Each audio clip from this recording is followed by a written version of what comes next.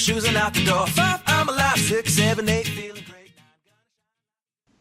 Hello and welcome back to Beyond Your Wildest Genes podcast. My name is Dr. Noah DeCoyer and I am your co-host. Today our guest is Dr. Tracy Cassels from Evolutionary Parenting.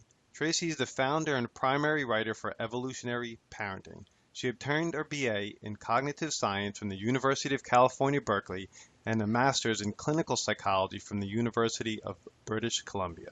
She recently finished her PhD in Developmental Psychology, also at the University of British Columbia, where she both studied how certain evolutionary factors affect children's empathic behavior and critically evaluated our assessment of theory of mind in children. Her academic works have been published in many peer-reviewed journals, including Physiological Assessment, PLOS-1, Personality and Individual Differences, Midwifery, and more. Tracy serves as an advisor to the Children's Health and Human Rights Partnership, a nonprofit agency dedicated to ending routine infant circumcision. She previously worked at the Canadian Council on Learning, a nonprofit agency dedicated to researching myriad elements of learning across the lifespan, where her role was to critically analyze educational research to help form policy decisions at local school boards and provincial government levels. Tracy writes on the side with a group of researchers and gentle parenting advocates, including Dr. Darsha Narviz, Dr. Kathleen Kendall-Tackett, Dr. Wendy Middlemiss, Sarah Ockwell-Smith, and Helen Stevens, who hope to expand awareness of the science and importance of attachment and evolutionary parenting. Most importantly to her, though, she is a mother to daughter Madeline and her son Theodore, stepson Desmond, and wife to husband Brian. Hello, Tracy. How are you today? Hi, Noah. Thank you for having me. Ooh, I always have trouble running through those bios. I know. That's okay. It's a long one, too. You made me realize I need to shorten that down, I think, a bit. You know, like I mentioned a minute ago before airing, I was just on Facebook. I bumped into your site, Evolutionary Parenting, and felt that you were a great fit. So, Tracy, tell us a little bit about your story. Well, as you mentioned, I just completed my PhD, and I was in the midst of doing my research when I got pregnant with my daughter, my first child, biological child. And it was during that time that I started realizing there was a lot lacking in the dissemination of parenting research, in the discussion of parenting issues, starting right from birth onwards. And I guess I should backtrack a bit and say that I always had a bit of a push towards this. My mom was very actively involved in getting midwifery legalized in Ontario, where I was born and raised. So I have a background of I was born at home. My brother and sister were born at home with midwives and a family doctor in attendance. And so I kind of grew up with this mindset around the medicalization of birth and the more not so common view these days, but becoming more prominent of the naturalness of the process and respecting that process. And I started researching more about breastfeeding and sleep and everything else while I was pregnant and became sorely disappointed in what was out there. So I decided that the biggest thing I could do at that time was complain to my husband a lot. And he was very patient and he listened to me for quite a while until he finally said, I really think you need to write something up on this. So in fact, Evolutionary Parenting was not anything I had intended on starting, but was really a byproduct of, I think, him just getting really, really sick of hearing me at every opportunity complain about one more study and what was wrong with it and everything else. So so that's really how it began. And the mindset for it, for me at that point, was really trying to get across to people that so much of the research that we hear is very myopic in its view. So when we talk about sleep research, for example, it's often looked at only from the perspective of what's efficient in terms of sleep. And I think as any parent knows, parenting is really kind of interdisciplinary. There's a whole host of factors that need to be considered. You can't break it down to one element on its own. And my background in cognitive science was an interdisciplinary degree.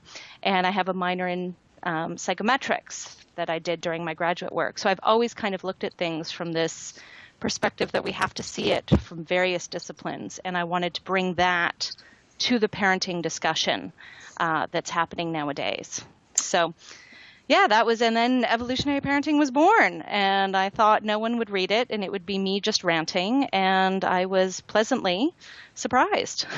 You have something like 85,000 likes Around on that, Facebook, yeah, right? on Facebook, yeah, and we get well over 1 million people a year coming to check out the site. So it's kind of grown more than I would have, or sorry, page views a year. That's more than I would have imagined. So yeah, it's been quite surprising the degree to which people actually seem interested in hearing an alternative to the mainstream push of parenting these days, and a really an intellectual one. When we kind of see in politics today and everything, it feels like there's almost the death of intellectualism going on, and I've been happy to see a bit of a difference in that that's not quite the case. People are reaching out for something a bit more substantive. I couldn't agree more. Now, I'm a parent of two young boys. I'm also a chiropractor who sees children every day in my office, and I give a lot of advice. But I also caution my patients in letting them know that they're going to get a ton of advice Hmm. from every angle. Is this myopic view that you were talking about what you think is wrong with the mainstream advice provided in most books, or is it more than that? I think it's more than that. I think the biggest problem that we face in a lot of the advice is that you get a ton of experts that have zero credentials. When you look at some of the most popular books written for parenting, they're not written by anyone that has ever read a piece of research. And that's a really big problem. Yes, they may have clinical experience, but if that clinical experience is based solely on behaviorism, we know now that there's a lot of problems with that physiological and internal workings, can be very different than what we outwardly display. And you probably know that from your work as a chiropractor, that, the way we move, you can't judge everything just by what we see on the outside. Right, of course. And so that's one of the biggest problems. The other is that I think there's a push towards getting people parenting is a push towards getting people to parent in a way that's easiest for the parent. There's very little acknowledgement that the child who is the most dependent and least mature is bearing the brunt of things because parents struggle to kind of make the changes in their lives that are needed to parent in a way that enables that child to thrive. And parents don't want to hear it. It's really hard to hear that something you're doing might actually not be the best. But I think that's a really important thing for us to discuss, because with that discussion, we can start to talk about ways to shift our culture, because so much of what's wrong it's endemic to the way that our entire society works. So I think those are kind of the biggest. So it's both that when you do get experts, they're focused solely on one element of, what's efficient. But it's also such a parenting focused view. And then there's people who just have absolutely no credentials whatsoever, and based on behaviorism. So you combine all those together, and the popular mainstream advice is really a mess of what we know when we look at infant well-being and thriving. Yeah, I don't know how you feel about this, but I kind of think these quote unquote so-called experts should also be parents as well. Like when they're not parents, I think I'm just not sure how that works at all. But It's hard. I know. I question the same thing, because so often it's weird to think of someone having such a strong opinion without having children. That said, there are really great, gentle experts who, and here's the difference. There are experts who don't have children who I actually do respect, but they have degrees and an understanding of the research and the literature that would enable me to say, okay, they're really approaching this from an academic perspective, and they are an expert in that field and have views, and that's what's great. But I think, yeah, most of the kind of baby training experts don't have any of that background. So they're experts, they don't have kids, they don't have an academic background, and you're kind of going, so you're basing this off being a nanny. And no disrespect to nannies, because I was one for many years. Your understanding as a nanny is very different than your understanding as a parent, as a researcher, as a teacher, as anything else. So I think there has to be any knowledge that where these people are coming to the table from is very different than where a parent may want to be coming to the table from, which is a problem, I think, for a lot of people when they're taking this advice that really isn't coming from a place that respects their relationship with their children. And then we have the added problem of the media, Oh boy. who, yeah, right? I mean, they just pick up their scientific understanding and literacy in the media is pretty much abysmal at this stage. So you get the media that jumps on stories that kind of fill this cultural narrative that we want to be telling about parenting, and they don't have anyone on hand who can actually critically look at the research that they're trying to write up. So as long as it fits a cultural story, everyone seems to run with it. So I'm kind of amazed parents survive anything at all at this stage with the amount of advice coming at them from every angle. Right. Now, Trace, I was wondering if you could define three terms or maybe the differences or similarities between Hmm. them. And that would be evolutionary parenting, which I've never heard before, attachment parenting, which I've heard before, and gentle parenting, which is another terminology that I haven't really heard before. Okay. Well, I will start with attachment parenting because it's the one most people know. And it was a term kind of developed by Dr. Sears. And it really defines kind of these premises of how to build a positive attachment with your child.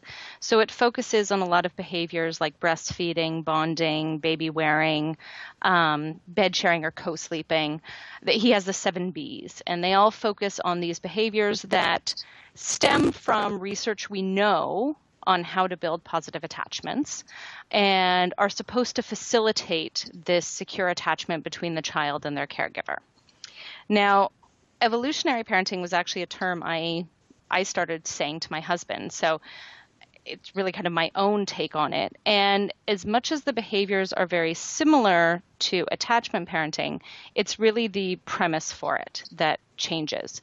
So for me, I always felt that what was missing in parenting was this idea that we have as a species evolved. I believe in evolution.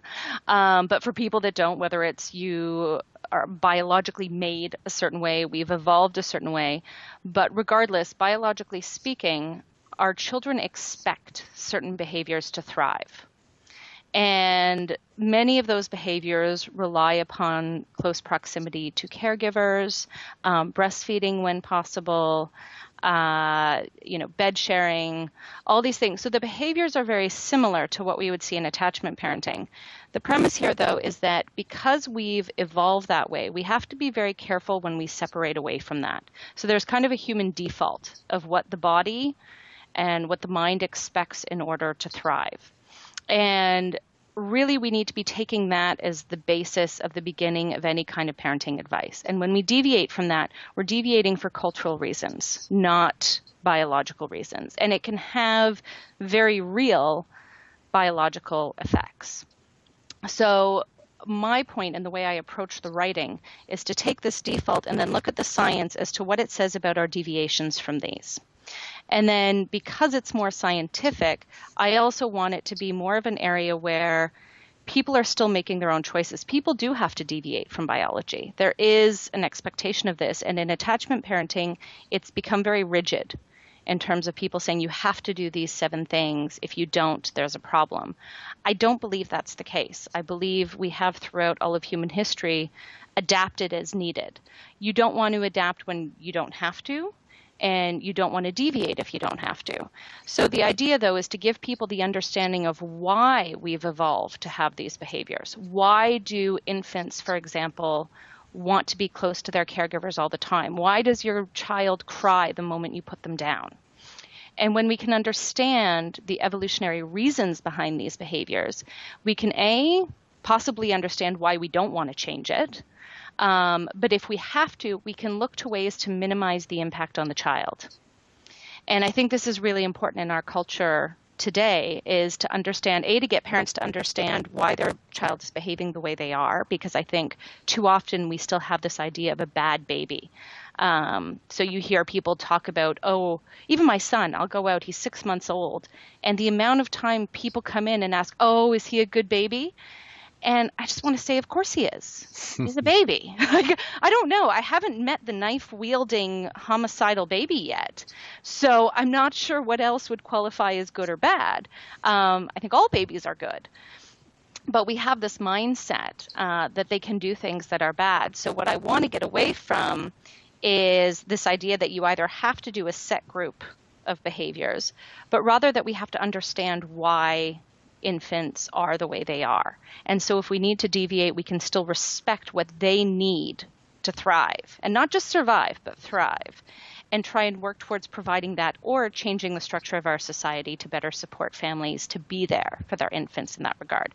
So that's kind of the difference between evolutionary and attachment, even though a lot of the behaviors that I speak about are very similar to attachment parenting.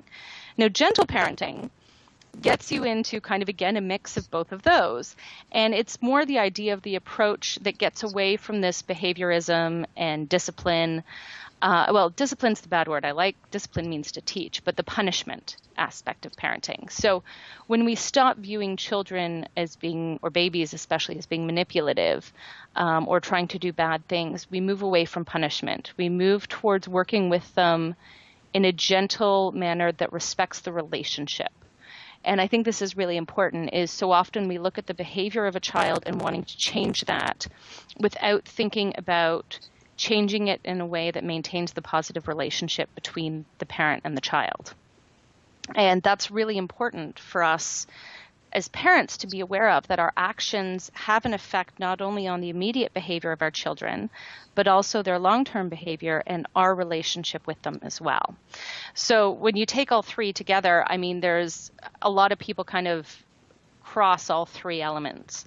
And they are all very overlapping in many ways of what's promoted. So for example, stuff like spanking or punishment would really kind of go against all three elements of it. Whether it's evolutionary attachment or gentle parenting. But understanding why breastfeeding is important, as opposed to just saying one should breastfeed, crosses more into the evolutionary parenting and doesn't really necessarily qualify under gentle parenting. So hopefully, does that help explain kind of the similarities and differences, and it's the approach to each that I think is what differs, even though a lot of the behaviors are similar. Yeah, I absolutely love the terminology evolutionary parenting, because I'm a primal paleo advocate, so I look at the way I take care of all my patients through that evolutionary lens, how we developed as humans, how we ate as humans, how we moved as humans. And you're just taking it to a perspective that I haven't really thought of it about, but parenting through that lens as well. So exactly. So I see that there's differences. I just personally, from what I do on a daily basis, I really love that evolutionary parenting term, and I hope you've trademarked that. Well, I have in Canada. Unfortunately, someone then trademarked it in the US on me. So, yeah, I have to deal with that. I'm not sure. I think I'm going to have to get in touch, because he did it after I'd used it, everything. So I don't know. There's a whole rights thing of first use versus whatever. So anyway, but I do own it in Canada, which is where I am. So at least there's that. But yeah, I think it's really important for people to think about, our kind of human history. And too often our idea of history is what I get from parents is, they go back 2-3 generations and, oh, we've been doing this forever. They view these ideas of, bed sharing or whatever as modern. And you have to sit back and go, no, our human history is far, far older than your great grandparents. And you really need to go back to see why we do these things that we do. And just like, again, you said like paleo and stuff like that for eating, it's equally important to, look at it in terms of why we parent. Why do our children seek these behaviors from us? And why is it so hard in our culture, I think, to follow that type of parenting? And I think to follow, I'm sure you notice this with almost anything. Why is it hard to eat healthy in our society? Right. Why is it hard to get enough exercise? Why is it hard to parent? Because our culture is set up against, I would say, a lot of how we've evolved as a species. I agree. I agree 100%. Now, from your perspective, areas of parenting that are most misunderstood. Well, I would say for me, the biggest thing I get is questions about sleep. It is probably the biggest area from my perspective and what I deal with. And I think it stems from this idea that so many people have the view that a good baby is one who sleeps through the night. And there is a wealth of research that tells us this is not biologically normal. And we are fighting babies at this endlessly. There's sleep training, people can get qualified to teach you how to leave your child to cry. And we've hit these really, I would say, problematic methods of behaviorism, of forcing children to change into what works for us in terms of sleep, because we want more sleep. And it's a really big problem, I think. And I think we don't know the long-term effects on children. Most recently, there was a study that came out that I'm sure most people are saying, but didn't the media just say that someone had proved there's no long-term effects of extinction sleep training?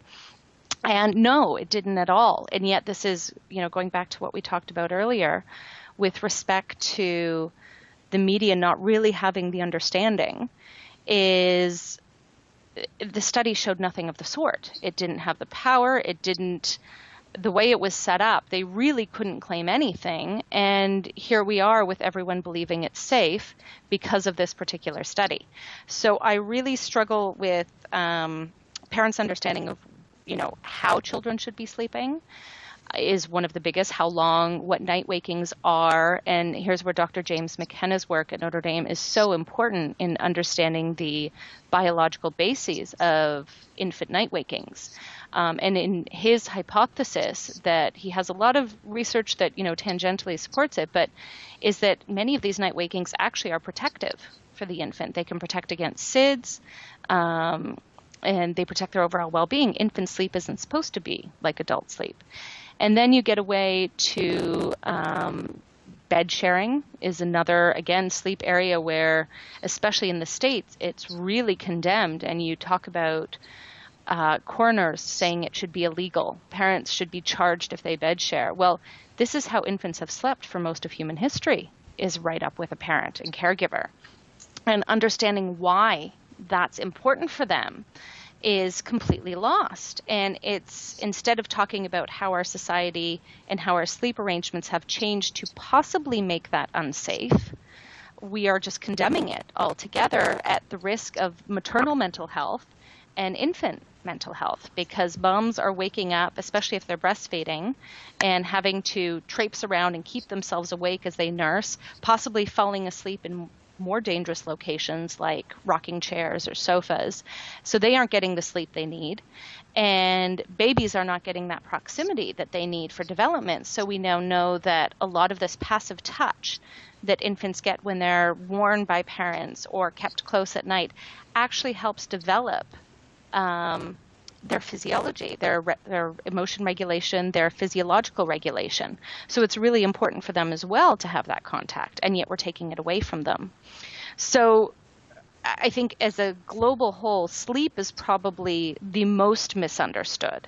And part of that's probably because our culture is so poorly set up for good sleep and for a society that respects sleep and infant needs.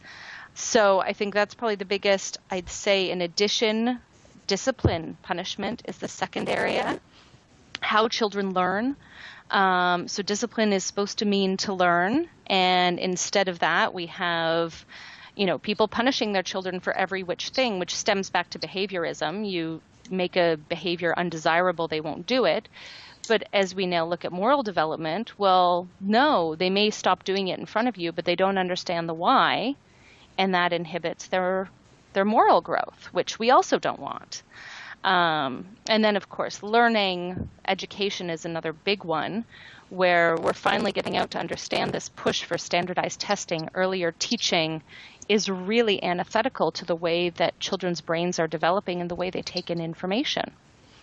And so you want to have children that are more active and engaging in their environment and not being indoors for 8 hours a day, with recess being taken away and them taking tests all the time is not conducive to them learning.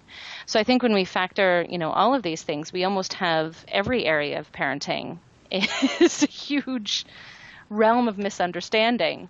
But some of them are easier for a family to deal with on a personal level than others.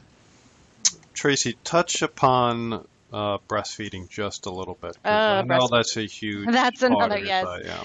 The minefield that is breastfeeding. Yes.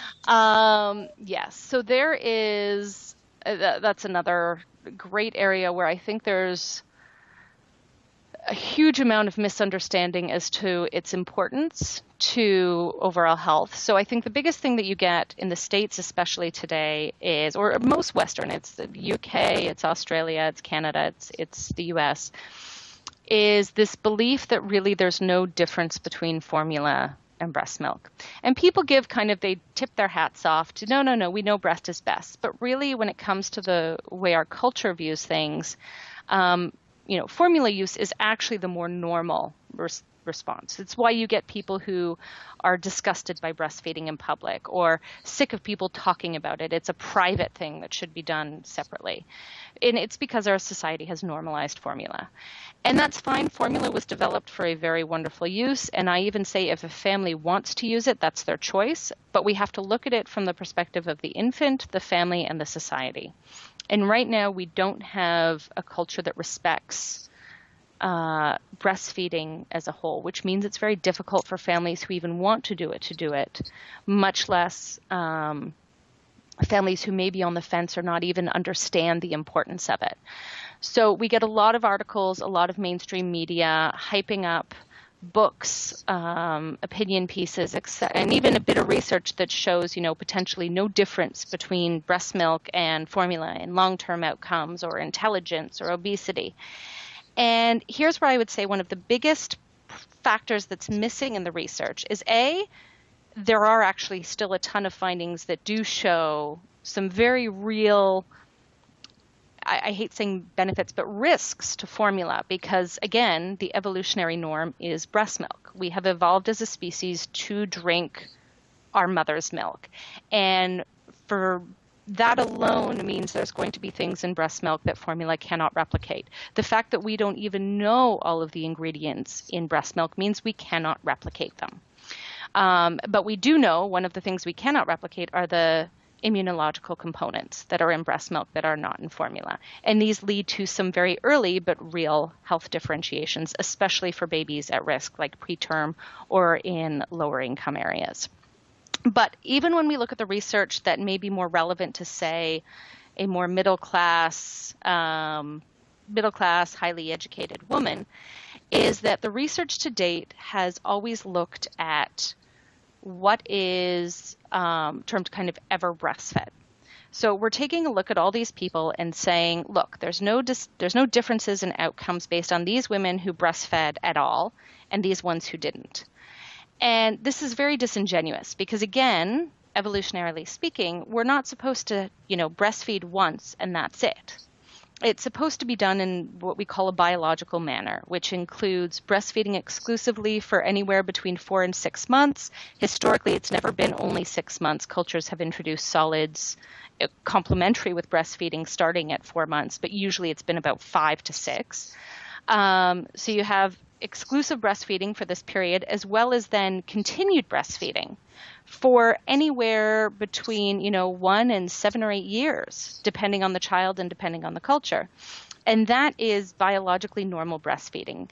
And these are infants breastfeeding throughout the night, so they're not sleep trained to be quiet and not nurse at night. And this group is what we would call the biological or evolutionary breastfeeding group. In my opinion, when we're talking about the research and how people should understand the effect of breastfeeding, that has to be the baseline group. That has to be the norm. And yet that group actually doesn't exist in any research. It is completely lost in favor of this idea of breast milk being this magical elixir where you can have one feed or two feeds and somehow you're supposed to see long-term differences, which I think we all know is probably a little ridiculous. It would be like comparing smoking outcomes based on someone who had 2 cigarettes being included in a group of someone who had 100, and somehow saying their outcome should be the same. And it's not like that. So when we talk about the research, what's really missing, and I think where a lot of misunderstanding comes from, is that we really don't have a great comparison. The closer we get, though, and there are people who are now looking at either exclusivity of breastfeeding for a certain period or duration. And typically this only goes up to a year. You don't even get people who go past a year, despite it being a biological norm. The closer you get to that, when they include those groups, the stronger the effects that you see in terms of long-term health, emotional, etc. outcomes. So we really have to take a look at every piece of research and make it clear to women what is the biological norm, why are infants expected, and then, yes, you may need to deviate from that. Not all women can breastfeed. And in our society of certain medications that they're given, et cetera, and the way birthing can happen that interferes, hospitals giving formula, all these things interfere with a mother's ability to nurse long term. Going back to work at 6 weeks obviously makes it much more difficult. So we have to understand the risks of deviating from this norm and understand why this norm is there and how we can best support it as a culture, but also understand the research is very flawed to date because we are lacking a true biologically normal group. Does that make sense? That's great. I just sat back and listened. That was perfectly great. A bit of a passion of mine because I get very frustrated when the research is so lacking, and yet you're seeing especially with breastfeeding, so many people try and argue that the only reason we see differences is due to, say, SES differences between those who breastfeed and those who don't. And maybe you see differences in ever breastfed between those groups because of that confounding factor. But the fact of the matter is that we can't really speak to long-term breastfeeding outcomes because we don't have this biologically normal group with which to compare our children. And that's a fault of the research, but it's also a fault of our society because getting that group is almost impossible. Finding women who haven't ever, because to have the exclusive group, you need someone who has never supplemented. And that's a very difficult find in our society, to reach a baby that's 6 months of age and has never had anything but breast milk. It's true. Very true. My mother fell into the category of when they really made it seem like formula was so much safer than breast milk in the mid 70s, and I was not breastfed. Yep. My brother and sister, however, were breastfed. Coincidence or not, I have terrible seasonal allergies and more digestive issues than both my brother and my sister. Well, and the thing you'll get though is you'll get people sharing the opposite story of they don't have problems that their breastfed counterpart does. And I think this is, again, you would map the research better. You fit onto the risks of, yes, allergies and gastrointestinal issues are ones that seem to be linked to breastfeeding, or rather not breastfeeding. Whereas others have different outcomes and issues. They're a healthy baby, whereas their friend who's breastfed has all these allergies and problems. Well, I think what people miss is that it's not just breastfeeding. It's not like there's only one factor that affects our health. There's so many factors that affect our health and our outcomes. There's genetics, there's the rest of our environment. But to deny that breastfeeding plays any role is, from my perspective, it's rather silly. It's the whole notion that somehow being fed the food that we have evolved to eat has zero impact on our well-being, or rather deviating from that, makes no sense to me whatsoever. That we can somehow replicate something or even improve upon it when we don't even know what's in breast milk is ludicrous. So, I mean, it really is. It's just, it seems to be lacking any common sense with that argument there. And yet it's still being made all the time. And often it also gets brought into this other misunderstanding of sleep. People still believe that they need to feed their child formula to sleep longer. And, we should say that should also be a big clue to people is that if perchance it does lead to children sleeping in longer bouts, that means it's fundamentally changing their physiological response to a basic physiological act of sleeping. Shouldn't that signal to us that something weird is going on? That maybe we want to look at this a little deeper. If it's having that strong an effect, we need to be concerned about it. So. Well, Tracy, I could talk to you and this topic for hours. Our time is up today. This absolutely brilliant interview. I'd love to have you back highlighting some of these topics. Oh, I would love to be back. There's so much research out there to share that I hope people can get a good take on. Yes. Now, do you have any last words for our audience, and how can they get in touch with you, your site? What's the best way? Well, I would say the last words are to be very careful about what you hear and what you take. And if you take anything to your approach to parenting, it's go back and ask, why might my child be doing this? What is the reason? Can I try and understand that before trying to change it? And I think that can help us in the long term in a lot of areas in the way we approach child rearing more generally. In terms of reaching me, well, I have the website, which is just www.evolutionaryparenting.com. There's also a Facebook group, which, as you mentioned, has about 85,000 people. It's a page, but about 85,000 people on there. And we're always chatting about new research and ideas and topics, and parents ask questions and get advice from other people on the page there. You can also contact me directly. I do consulting with families one-on-one to help them with their particular problems. And you can reach me at Tracy, Tracy, at evolutionaryparenting.com. That email address is also on the website. And I think that's the only ways I have to reach me. So, but thank you so much for having me. Well, I loved every minute of the interview. We greatly appreciate your time today. I know people are going to reach out and contact you, and we're going to have you back on again for sure. I would love that. Thank you for doing what you do and sharing all this with everyone. It's wonderful. My pleasure. My name is Dr. Noah DeCoyer, your co-host, and you are listening to the Beyond Your Wildest Dreams podcast. If you like what you've heard today, please share this with your friends and family and encourage them to subscribe on iTunes. And for those listening, if you love this great interview, positive reviews helps us just grow on the charts in iTunes and helps more people get this message. Have a fantastic day, and as my oldest son Hayden says, be awesome and never unawesome.